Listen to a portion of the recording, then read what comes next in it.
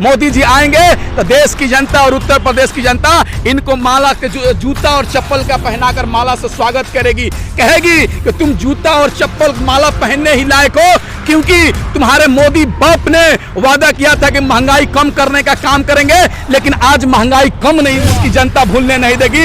इन भाजपाइयों को इस देश से उखाड़ फेंकने का काम करेगी और अपना हक और अधिकार लेकर रहेगी। चुनाव आया, हमारे उत्तर प्रदेश के मुख्यमंत्री गांजा मारकर 450 से सोए हुए थे।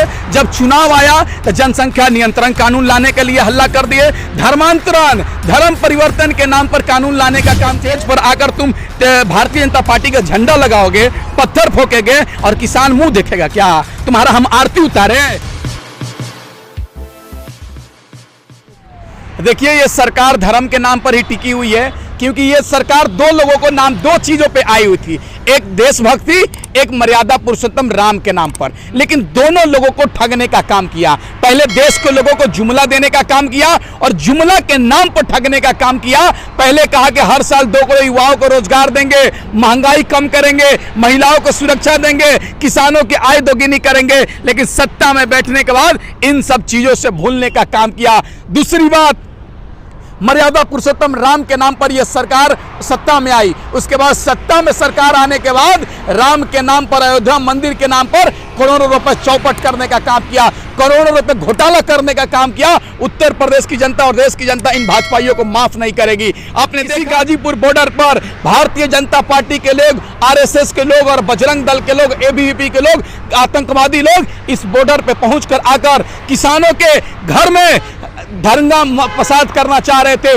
मारपीट करना चाह रहे थे, किसानों के स्टेज पर आकर भारतीय जनता पार्टी का तिरंगा झंडा लगाना चाहते थे और किसानों पे मारपीट करना चाहते हैं। लेकिन किसानों ने संयम से इसका विरोध किया और कहा, तुम यहां से जाओ, ये हमारा आंदोलन है, तुम इस आंदोलन को बदनाम नहीं कर सकते हो। इस आंदोलन को बदनाम करने के लिए खुद ही भारतीय जनता पार्टी के लोग अपने अपने गाड़ी के शीशों को फोड़ने लगे, अपने गाड़ी को तोड़ने के लगे। लेकिन एक बात सुन ले, कल पता चल गया कि भारतीय जनता पार्टी की नीति और नीयत कितना गंदी है और भारतीय जनता पार्टी कितनी गंदी राजनीति कर रही है किसानों को बदनाम करने के लिए। अगले साल 5 राज्यों में चुनाव है, उत्तर प्रदेश, उत्तराखंड, मणिपुर, गोवा और तमाम राज्यों में चुनाव है। तमाम राज्य की जनता और उत्तर प्रदेश की जनता, भारतीय जनता पार्टी के नेता जब गांव में आएंगे वोट मांगने के लिए, भारतीय जनता पार्टी के जब नेता कार्यकर्ता मोदी जी आएंगे तो देश की जनता और उत्तर प्रदेश की जनता इनको माला के जूता और चप्पल का पहनाकर माला से स्वागत करेगी,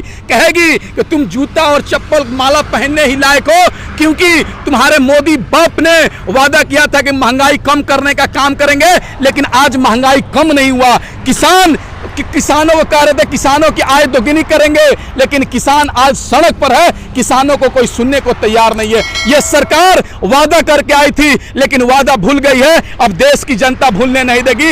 इन भाजपाइयों को इस देश से उखाड़ फेंकने का काम करेगी और अपना हक और अधिकार लेकर रहेगी। लेकिन वो कह रहे हैं कि उत्तर प्रदेश आप कह रहे हैं, लेकिन जिस तरह से धर्म का मामला भी सामने आया है, अगर इस मुद्दे को लेकर फिर बीजेपी जो है हिंदुओं के बीच जाएगी तो क्या वो अपनी पार्टी, उनकी पार्टी सरकार नहीं बना? एक बात बताइए, धर्म के नाम पर लोग कब तक जिंदा रहेंगे? लोगों को कब तक गुमराह करेंगे? कब झूठी झूठी सपना दिखाएंगे? कब तक लोगों को भविष्य में जिलाएंगे? लोग ज्यादा दिनों तक नहीं जिएंगे। आप बताइए, ये सरकार कह रही थी धर्म के नाम पर, चुनाव आया, हमारे उत्तर प्रदेश के मुख्यमंत्री गांजा मारकर 450 से सोए हुए थे। जब चुनाव आया तो जनसंख्या नियंत्रण कानून लाने के लिए हल्ला कर दिए। धर्मांतरण, धर्म परिवर्तन के नाम पर कानून लाने का काम किए। योगी जी 4.5 वर्ष में कौन सा नशा में चूर थे?